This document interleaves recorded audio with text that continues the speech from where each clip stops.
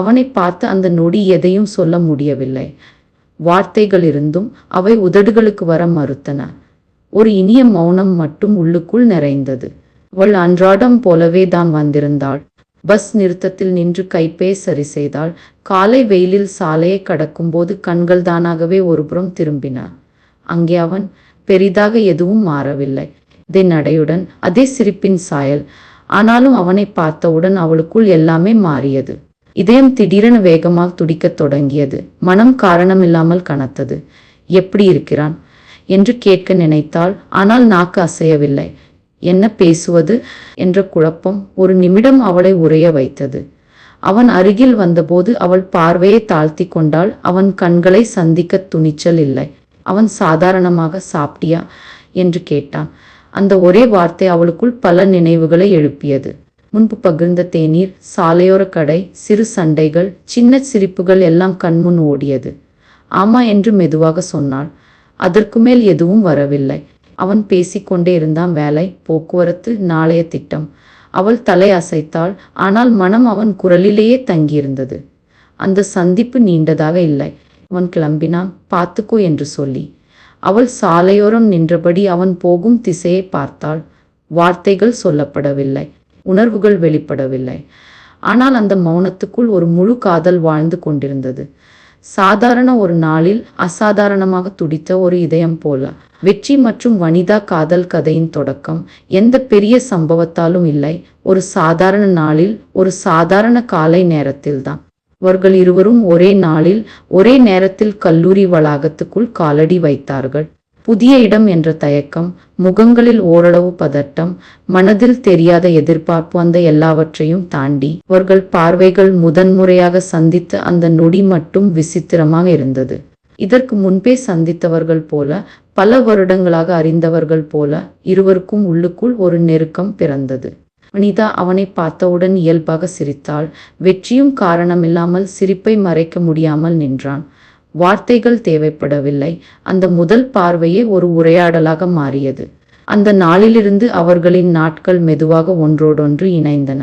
காலை வகுப்புக்கு செல்லும் வழியில் காணும் சின்ன கையசைவு, இடைவேளையில் பகிரும் தேநீர், நூலகத்தின் அமைதிக்குள் விழும் மென்மையான பார்வைகள், அவை எல்லாம் காதலின் ஆரம்ப மொழியாக இருந்தன. வெற்றி தனது கனவுகளை வனிதாவிடம் பகிர்ந்தான். எதிர்காலம், வேலை, வாழ்க்கை பற்றி பேசும்போது அவன் குரலில் ஒரு நம்பிக்கை இருந்தது. வனிதா தனது பயங்களை, சந்தேகங்களை, உள்ளுக்குள் யாரிடமும் சொல்லாமல் சோகங்களை அவனிடம் சொல்லத் தொடங்கினாள். அவன் அமைதியாக கேட்டான். தீர்வு சொல்லாமல் இருப்பதாலேயே ஆறுதலாக இருந்தான். நாட்கள் செல்ல செல்ல அவர்கள் சிரிப்புகள் ஆழமானவை ஆனது. சிறு சண்டைகள் வந்தாலும் அது பிரிவுக்காக அல்ல, இன்னும் நெருக்கமாக இணைவதற்காகவே. கல்லூரி விழாக்களில் ஒரே கூட்டத்தில் இருந்தாலும் ஒருவரை ஒருவர் தேடிக்கொண்டே இருந்தார்கள். தேர்வு நாட்களில் பதற்றம் அதிகமான போது நீ முடிச்சிடுவ என்ற ஒரு வார்த்தை போதும் மனம் தளர்ந்து விட. மழை நாட்களில் ஒரே குடையின் கீழ் நடந்த அந்த நிமிடங்கள், வெயில் நாட்களில் மர நிழலில் அமர்ந்து பேசிய நீண்ட உரையாடல்கள், அவை அனைத்தும் அவர்களின் காதலை மெதுவாக ஆனால் ஆழமாக வளர்த்தது. வெற்றி வனிதாவுக்கு ஒரு காதலன் மட்டும் அல்ல, நண்பன், துணை, நம்பிக்கை எல்லாமாக மாறினான். வனிதாவும் வெற்றிக்கு புரிதலின் வடிவமாக இருந்தாள். உலகம் எவ்வளவு பெரியதாக இருந்தாலும், கல்லூரி வாழ்க்கை எவ்வளவு குழப்பமாக இருந்தாலும், அவர்கள் இருவருக்கும் அந்த வளாகம் பாதுகாப்பான இடமாக இருந்தது. ஏனெனில் அங்கே அவர்கள் காதல் இருந்தது. காதல் என்று பெரிய வார்த்தை சொல்லாமல், அன்றாட வாழ்க்கையின் சின்ன சின்ன தருணங்களில் அதை வாழ்ந்தார்கள். அந்த நாட்கள் அவர்கள் வாழ்க்கையின் அடித்தளமாக, நினைவுகளின் அழகான பக்கங்களாக, என்றும் மாறாத ஒரு தொடக்கமாக அமைந்தன. கல்லூரி நாட்கள் முடிந்த பின் கூட வெற்றி மற்றும் வனிதாவின் காதல் குறையவில்லை. மாறாக, வாழ்க்கையின் உண்மை முகத்தை சந்திக்கும் போது அது இன்னும் உறுதியானதாக மாறியது. வேலை, பொறுப்பு, குடும்ப எதிர்பார்ப்புகள், இந்த எல்லாவற்றையும் பேசிக்கொண்டே அவர்கள் திருமணம் பற்றிய முடிவை மெதுவாக எடுத்தார்கள். ஒரு நாள் அமைதியாக அமர்ந்தபோது, இனி மறைக்க வேண்டாம், நம்ம வாழ்க்கையை நாமே தொடங்கணும் என்று வெற்றி சொன்னான். வனிதாவின் கண்களில் மகிழ்ச்சியும் பயமும் ஒன்றாக தெரிந்தது. இருந்தாலும் அவள் தலையசைத்தாள். இருவரும் பெற்றோரிடம் சொல்ல வேண்டும் என்ற முடிவு காதலுக்கு அடுத்த பெரிய படியாக இருந்தது. வனிதா முதலில் தன் வீட்டில் சொன்னாள். அவள் பெற்றோர் அதிர்ச்சியடைந்தாலும் மகளின் மனதை புரிந்து கொள்ள முயன்றார்கள். நல்ல பையனா, பொறுப்பா இருக்கானா, என்ற கேள்விகள் வந்தன. காதலை விட வாழ்க்கையை அவர்கள் பார்த்தார்கள். வனிதா நம்பிக்கையுடன் பதில் சொன்னாள்.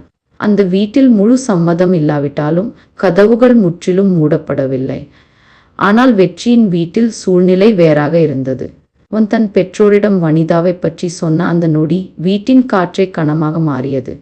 அவன் தாய் பேசாமல் இருந்தால் தந்தையின் முகம் கடினமாக மாறியது. இந்த பெண்ணை திருமணம் செய்ய முடியாது என்ற தீர்ப்பு உடனே வந்தது. காரணம் அவளின் குணம் அல்ல, கல்வி அல்ல, மனிதநேயம் அல்ல, அவள் சேர்ந்த சமூக பின்னணி. இந்த வார்த்தைகள் வெற்றியின் காதலை மட்டும் அல்ல, அவன் நம்பிக்கையையும் குலைத்தன. வெற்றி விளக்க முயன்றான். வனிதாவின் பண்பு, அவளின் போராட்டம், அவள் மனித தன்மை எல்லாவற்றையும் சொன்னான். அவள் நல்ல மனுஷி என்ற ஒரே உண்மை அவனுக்கு போதுமானது. ஆனால் அவன் தந்தைக்கு அது முக்கியமல்ல. நம்ம குடும்ப மரியாதை என்ன ஆகும் என்ற கேள்வி மட்டும் மீண்டும் மீண்டும் எழுந்தது. அந்த வீட்டில் காதலுக்கு இடம் இல்லை, சமூக படிநிலைக்கு மட்டுமே இடம் இருந்தது. வனிதா இந்த மறுப்பை கேட்டபோது வெளியில் எதுவும் காட்டவில்லை. அவள் அமைதியாக கேட்டாள், அமைதியாக தாங்கினாள். ஆனால் அந்த அமைதிக்குள் ஒரு ஆழமான வலி இருந்தது. வெற்றி தன்னை குற்றவாளியாக உணர்ந்தான். அவளை காயப்படுத்திய குடும்பத்துக்கும் அவளை காக்க முடியாத தன்னிடமும். இருவரும் பேசாமல் நீண்ட நேரம் அமர்ந்திருந்த அந்த மாலை அவர்களின் காதல் முதல் முறையாக ஒரு பெரிய சோதனையை சந்தித்தது. எதிர்காலம் தெளிவில்லாமல் இருந்தாலும் ஒருவரை ஒருவர் விட முடியாது என்ற உண்மை மட்டும் உறுதியாக இருந்தது. பெற்றோரின் கடும் மறுப்பு அவர்களின் காதலை உடைக்கவில்லை, ஆனால் அதை அமைதிக்குள் ஒலிக்க வைத்தது. வெற்றி மற்றும் வனிதா அந்த விவகாரத்தை பற்றி பேசாமல் சிறிது இடைவெளி எடுத்துக்கொள்ள முடிவு செய்தார்கள்.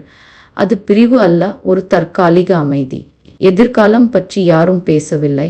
திருமணம் என்ற வார்த்தை கூட அவர்களுக்குள் வரவில்லை.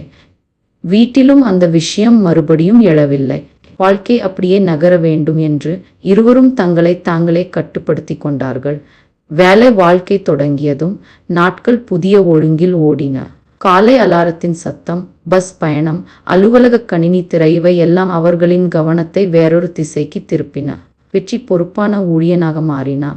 வேலைக்குள் தன்னை முழுவதுமாக ஈடுபடுத்தினான். வனிதாவும் தன் திறமையை நிரூபிக்க முயன்றாள். ஒவ்வொரு நாளும் ஒரு சவால் போல எடுத்துக்கொண்டாள். அவர்கள் ஒருவருக்கொருவர் ஊக்கம் அளித்தார்கள், ஆனால் எதிர்கால வாக்குறுதிகள் இல்லாமல். மாலை நேரங்களில் சோர்வுடன் கூடும் சந்திப்புகள் நடந்தன. தேநீர் கடையில் அமர்ந்து வேலை சம்பவங்களை பகிர்ந்தார்கள். சிரிப்புகள் இயல்பாக வந்தன.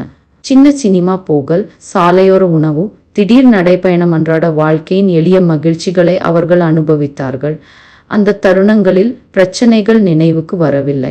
அவர்கள் அந்த நாளில் வாழ்ந்தார்கள், நாளை பற்றி யோசிக்கவில்லை.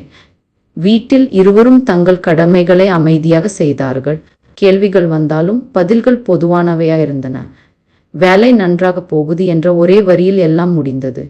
யாரிடமும் காதல் பற்றி சொல்லவில்லை, வலி பற்றி பேசவில்லை. அமைதி அவர்களின் கவசமாக மாறியது.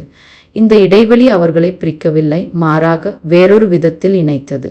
எதிர்காலம் பேசப்படவில்லை, ஆனால் இன்றைய நாள் முழுமையாக வாழப்பட்டது. அவர்கள் சிரிப்புகளுக்குள் ஒரு மெல்லிய வலி இருந்தாலும் அந்த வலியை தாண்டி வாழ்க்கையை ரசிக்க கற்றுக்கொண்டார்கள்.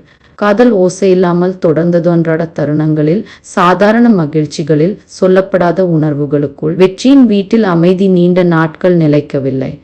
ஒரு நாள் அது திடீரென உடைந்தது. அவன் தந்தை தெளிவாக சொன்னார், இனி தாமதம் இல்லை. அவர் தேர்ந்தெடுத்த பெண்ணைத்தான் திருமணம் செய்ய வேண்டும். அது ஆலோசனை அல்ல, கட்டளை. விடுத்தால் விளைவுகள் இருக்கும் என்ற மிரட்டலும் அதனுடன் சேர்ந்தே வந்தது. குடும்ப மரியாதை, சொந்தங்கள், சமூக பார்வையெல்லாம் ஆயுதங்களாக பயன்படுத்தப்பட்டது. வெற்றி பேச முயன்றான், ஆனால் அவன் வார்த்தைகள் கேட்கப்படவில்லை. இந்த வீட்டில் அவனுக்கு தேர்வு என்ற ஒன்று இல்லை என்பதே அவனுக்கு புரிந்தது. அந்த நாள் முழுக்க அவன் மனம் சுமையாக இருந்தது. வேலைக்கு சென்றாலும் கணினி திரையில் எழுத்துகள் நகரவில்லை. உள்ளுக்குள் ஒரு போராட்டம் நடந்து கொண்டே இருந்தது. மாலை உணவு நேரம் வந்தபோது அலுவலகத்தின் டைனிங் ஹாலில் வனிதாவை சந்திக்க முடிவு செய்தான். அது அவர்களுக்கு வழக்கமான இடம். ஆனால் அந்த நாள், அந்த இடத்தின் சத்தமும் கூட்டமும் கூட அவனுக்கு தொலைவாக தோன்றியது. வனிதா தட்டில் உணவை எடுத்து கொண்டு வந்தபோது வெற்றியின் முகத்தை பார்த்தவுடன் ஏதோ தவறு நடந்திருக்கிறது என்று உணர்ந்தாள். அவன் சிரிக்க முயன்றான், அது தோல்வியடைந்தது. இருவரும் அமர்ந்ததும் சில நிமிடங்கள் சாதாரண விஷயங்களை பேசினார்கள். வேலை, கூட்டம், சோர்வு. ஆனால் அந்த வார்த்தைகளுக்கு உயிர் இல்லை. இறுதியில் வெற்றி மெதுவாக சொன்னான், வீட்டில் நடந்ததை, தந்தையின் முடிவை, வந்த மிரட்டல்களை ஒன்றையும் மறைக்கவில்லை. அவன் குரல் நிலைத்திருந்தாலும் கண்களில் துடிப்பு இருந்தது. என்ன செய்வதுன்னு தெரியல என்ற அவன் வார்த்தை அவன் பலவீனத்தை வெளிப்படுத்தியது. வனிதா அமைதியா கேட்டாள். சுற்றிலும் சிரிப்புகள், பாத்திர சத்தங்கள், அலுவலக உரையாடல்கள் ஓடிக்கொண்டிருந்தன. ஆனால் அந்த மேசையில் ஒரு தனி அமைதி இருந்தது. அவள் முகத்தில் அதிர்ச்சி இல்லை, வலி மட்டும் இருந்தது. சில நிமிடங்கள் கழித்து, நீ எதையும் தனியா சுமக்க வேண்டாம் என்று மெதுவாக சொன்னாள். அந்த டைனிங் ஹாலில் பெரிய முடிவுகள் எடுக்கப்படவில்லை, எதிர்காலம் பேசப்படவில்லை. ஆனால் ஒரு உண்மை மட்டும் தெளிவானது. அழுத்தமும் பயமும் நடுவிலும் அவர்கள் இன்னும் ஒருவரிடம் ஒருவர் உண்மையாக இருந்தார்கள். சாப்பாடு முடிந்ததும் அவர்கள் எழுந்தார்கள். சுற்றியிருந்த உலகம் வழக்கம் போல் நகர்ந்தது. ஆனால் அவர்களின் வாழ்க்கை அந்த மேசையில் இன்னும் கனமாக அமர்ந்திருந்தது. அன்று மாலை அலுவலகத்தின் சத்தங்களையும் மனசின் குழப்பத்தையும் விட்டு வெற்றி மற்றும் வனிதா அருகிலிருந்த பூங்காவுக்கு சென்றார்கள். சூரியன் மெல்ல மறைந்து கொண்டிருந்தது. மரங்களின் நிழல்கள் நீளமாக விழுந்தன. அந்த அமைதி அவர்களின் மனநிலைக்கு முரணாக இருந்தது. வழக்கம் போல் நடக்கவில்லை. இருவரும் மெதுவாக நடந்தார்கள். சில நிமிடங்கள் யாரும் பேசவில்லை. பூங்காவின் பெஞ்சில் அமர்ந்தபோது வெற்றி ஆழ்ந்த மூச்சை விட்டான். நான் என்ன செய்யணும் என்ற அவன் கேள்வி பதில் தேடும் கேள்வி அல்ல. உடைந்து விழும் முன் பிடித்து கொள்ள முயன்ற ஒரு குரல். அவன் கண்கள் வனிதாவை நோக்கி இருந்தன, அங்கே ஒரு தீர்வு இருக்கும் என்ற நம்பிக்கையோடு. வனிதா எதுவும் பேசாமல் நீண்ட நேரம் முன் இருந்த புல்வெளியை பார்த்தாள். அவள் மார்புக்குள் சுமந்திருந்த வார்த்தைகள் வெளியே வர முன் அவள் ஒரு நீண்ட மூச்சை இழுத்தாள். மெதுவாக ஆனால் தெளிவாக சொன்னாள், உன் காதலி பல வருடங்களுக்கு முன்னாடியே இறந்துட்டா. அந்த வார்த்தைகள் இரவு காற்றை வெட்டி வந்தது போல இருந்தது. அவள் தொடர்ந்தாள், நான் இப்போ உன் காதலி இல்ல, ஆனா நல்ல நண்பியா சொல்றேன், நீ கல்யாணம் பண்ணிக்கோ. அவள் குரலில் கோபமோ குற்றச்சாட்டோ இல்லை, ஒரு முடிவின் சோகம் மட்டும் இருந்தது. அந்த நொடியில் வெற்றியின் முகம் மாறியது. அவன் தாங்கிக் கொண்டிருந்த அனைத்தும் உடைந்தது. கண்களில் தடைப்பட்டிருந்த கண்ணீர் வழிய ஆரம்பித்தது. அவன் அதை துடைக்க முயலவில்லை, துடைக்க முடியவில்லை. அவன் தோள்கள் லேசாக நடுங்கின. அந்த வலி உடலுக்குள் அல்ல, முழு நினைவுகளுக்குள் பரவியது. சில வினாடிகள் கழித்து அவன் மெதுவாக கேட்டான், என்னை கட்டிக்கோ, இல்லை ஒரு தடவை அணைச்சுக்கோ. அது ஆசை அல்ல, தாங்க முடியாத வலியிலிருந்து தப்பிக்க கேட்ட ஒரு வேண்டுகோள். வனிதா அவனை பார்த்தாள். அவள் கண்களிலும் நீர் நிரம்பியது. ஆனால் அவள் நகரவில்லை. மன்னிச்சுக்கோ என்று மெதுவாக சொன்னாள். இந்த நேரத்துல நான் உனக்கு சரியான மனிதி கிடையாது. அவள் அந்த வார்த்தைகளை சொன்னபோது அவள் தன்னை விடுவிக்கவில்லை, அவனை காப்பாற்ற முயன்றாள். பூங்காவின் விளக்குகள் ஒளிர்ந்தன. மக்கள் நடந்து சென்றார்கள், குழந்தைகள் ஓடினார்கள். வாழ்க்கை தொடர்ந்தது. ஆனால் அந்த பெஞ்சில் 2 மனங்கள் அமைதியாக உடைந்தன.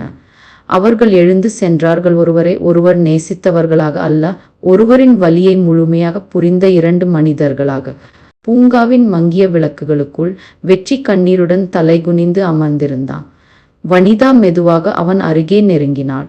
அந்த நொடியில் காதலியாக அல்ல, ஒரு மனிதியாக, ஒரு தோழியாக அவள் அவன் கையை பிடித்தாள். அந்த பிடியில் காதல் இல்லை, ஆனால் உறுதி இருந்தது, ஆழமான அக்கறை இருந்தது.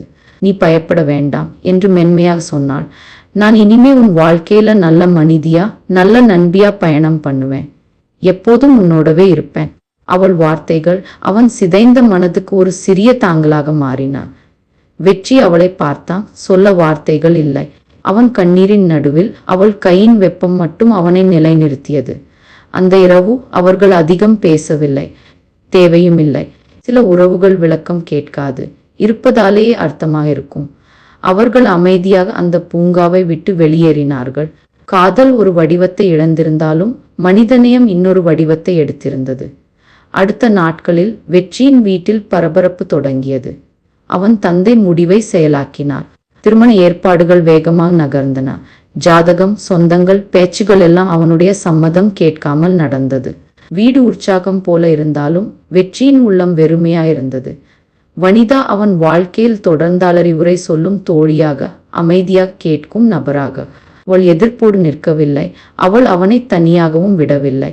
வெற்றி அந்த ஏற்பாடுகளை பார்த்து கொண்டே அவளின் வார்த்தைகளை நினைத்தான், நான் உன்னோடவே இருப்பேன். திருமண நாளுக்கான நாட்கள் நெருங்கின. வீட்டில் சிரிப்புகளும் திட்டங்களும் ஓடியது.